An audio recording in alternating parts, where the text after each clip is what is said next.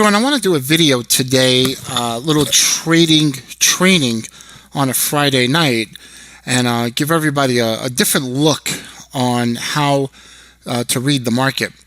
So I'm going to type this in here, and we're going to call it, let's get a big, let's see, we're going to call it shift in momentum. Okay, this is called shift in momentum. Essentially, the markets look like this, okay? And of course, this is a perfect picture, all right? That's a perfect picture. A lot of times you'll see a shift in momentum where the market has been going up and then shift down and then retrace and continue. A lot of times you'll see the markets have that move up. Okay, it'll up, sharp spike down. Okay, so same thing with bottoms. Markets tend to shift in momentum.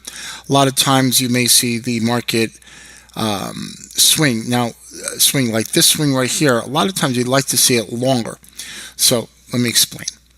Market goes, it's on its way down, right? On its way down. A proper shift in momentum is when the swing up is greater than the swing down, and that sets up a trade. What does that mean? Well, if we take this high and this low, that has a distance, and that low and this high, there's a separate distance, right? So what we want to see is this swing up greater than this swing down. And typically when you get that, that ends a swing and also shifts the momentum from going from down to up.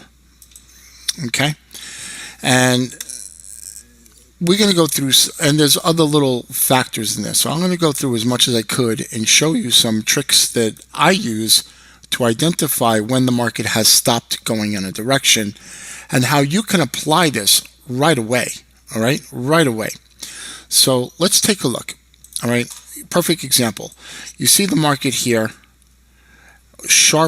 was in a sharp down move, right? It's been going down and it tested below its prior lows. One thing you want to look at always is prior swing highs and prior swing lows. The test down here shifted the market from going down back up, okay, and then higher low. So you had that shift, that climax down. So what I mean by, let's just say you have a trend, right? Trend is going this way, it's nice, and all of a sudden you get this. Okay, what that means is this right here had a climactic moves. Trends tend to end in climaxes, all right? What they volume climaxes, okay?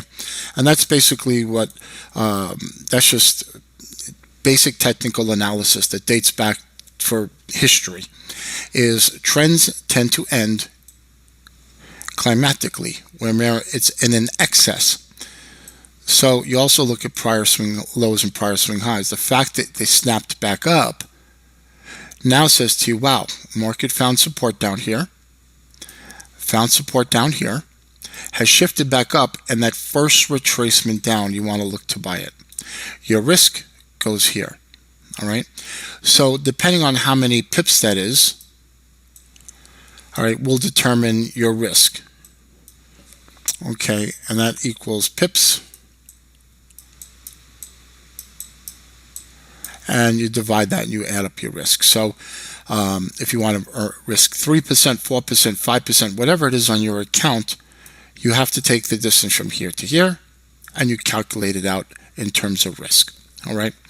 So, but that's not the purpose of this video. The purpose of the video is to show you that looking at the end of swing and shifts in momentum, now typically that leads to a trendier type of environment. Let's continue to look and see what we find. All right, here's another one. You see this shift. Market shifted going from up to down. You see that? Bounce, small retest. Fine. Okay, here, market shifted down, big move up. There's nothing you can do with that. Nothing. You don't want to chase the market up into the moon either. We have to be realistic about it. All right? And not every swing this is going to happen, but at least you'll have a tool in your belt to look at